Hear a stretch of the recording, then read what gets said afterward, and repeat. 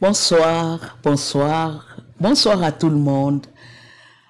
Le lieu où vous vous retrouvez en ce moment, si c'est bonsoir ou bonjour, seul l'Éternel qui connaît. Je suis Maman Sissi, votre maman, votre sœur, votre amie. Depuis la semaine passée, on a commencé à parler de notre émission à propos des tam-tam des sages. Tam-tam de la sagesse, c'est pour ceux qui craignent Dieu. Qui est un sage, c'est celui qui craint Dieu. C'est ce qu'on appelle sage.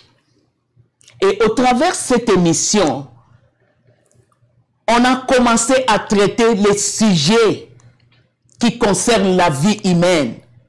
Tout ce qui concerne la vie humaine.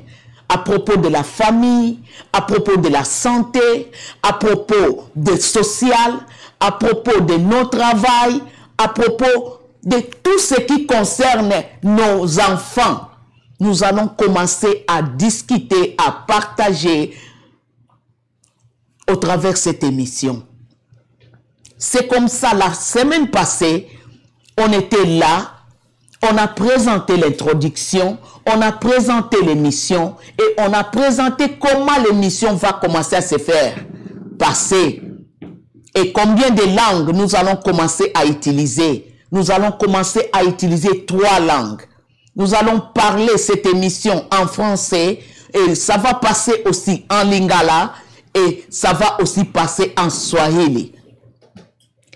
Ce sont les 3 langues venant de chez nous, malgré au Congo, nous avons 5 langues nationales, le Kikongo et le Chiluba, nous n'avions pas encore maîtrisé pour passer les émissions au travers de ces langues. Mais le français, le lingala et le swahili, nous allons commencer à parler au travers de ces 3 langues. Ce soir, nous avons quelque chose de très important à partager. Nous avons seulement quelques minutes. Pardon, sois là. Abonnez-vous.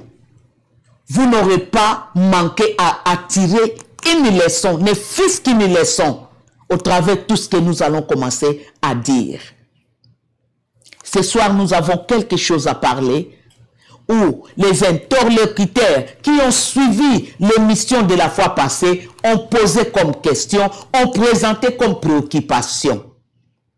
Et sans oublier, pour vous dire que nous n'allons pas travailler seuls, nous allons travailler tous ensemble. Nous sommes tous des sages. Ceux qui craignent Dieu sont des sages. Si tu as quelque chose à partager, tu as une expérience, tu as un témoignage, les portes de ce plateau est ouverte pour tout le monde. Les portes de la chaîne de la télévision communautaire Alta TV est ouverte à tout le monde. Et notre émission Tam-Tam des sages ouvre toutes les portes pour t'accueillir afin que tu puisses partager ton expérience qui va aider les autres. Ce soir, c'était une préoccupation des parents. Ils ont dit, maman, c'est quelque chose de très important. Les tam-tam éveillent les gens, éveillent l'intelligence, enlèvent le sommeil. Oui, c'est bien, mais nos enfants ne vont pas en profiter parce qu'aujourd'hui, nos enfants, tous ne parlent que la langue d'ici. Tous nous connaissons, c'est l'anglais. Et pourquoi as-tu permis que les enfants ne parlent que l'anglais? Où est-ce que tu as mis le lingala? Où est-ce que tu as mis le français? Et quelle est la place du swahili? Et la place de Chiluba? Et le Kikongo? Où est-ce que vous avez mis ça? N'oubliez pas, nous avons notre origine.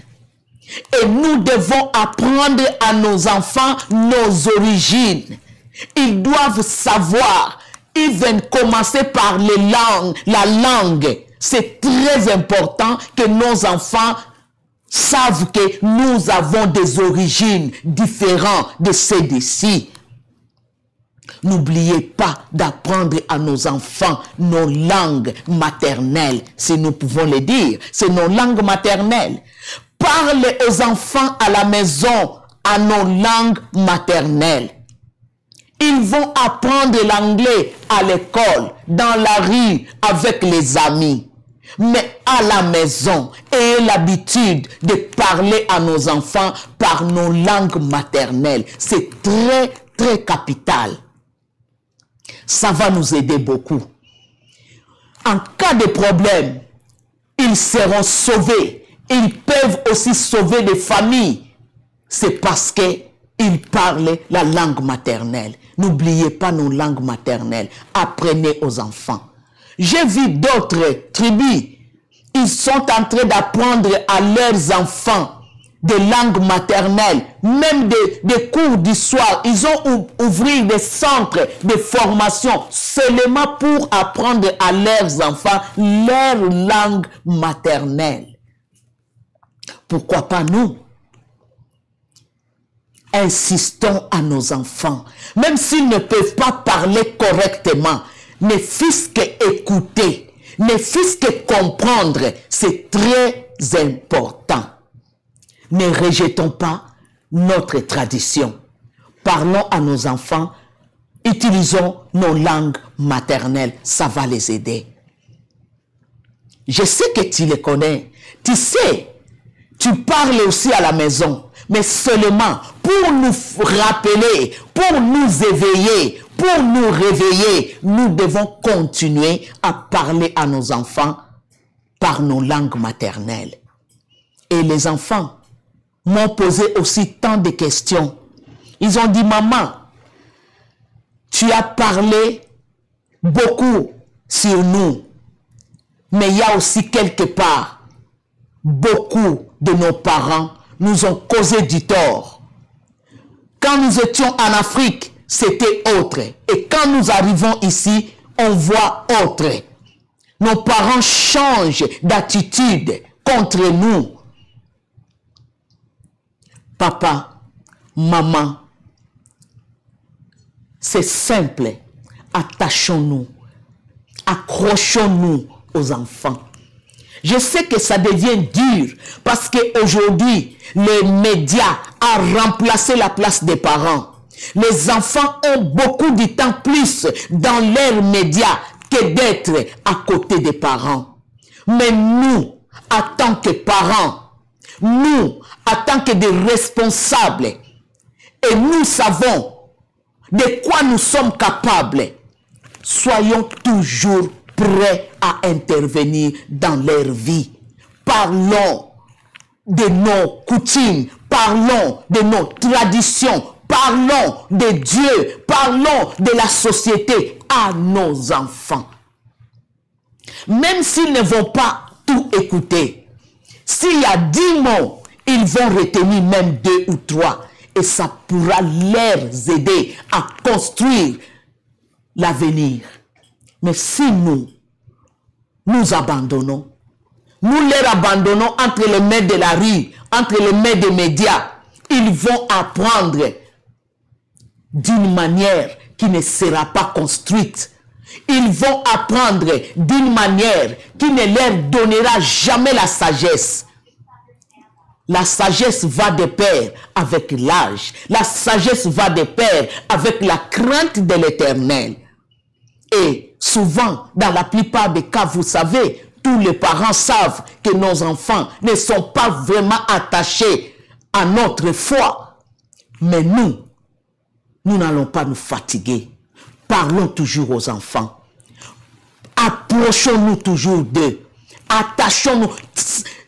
Il y a des temps, cherchons à entrer même dans leur vie privée. Je sais que c'est difficile, mais avec la grâce de Dieu, avec la sagesse de Dieu, nous irons jusqu'à atteindre l'objectif dans la vie de chaque enfant. Parce qu'en réalité, nous ne vivons pas aujourd'hui pour nous-mêmes. Nous sommes en train de vivre aujourd'hui pour construire un futur. Et comment nous allons construire un futur qui sera positif si en ce moment, nous ne nous approchons pas de ces enfants. Nous relâchons, nous les abandonnons à eux-mêmes.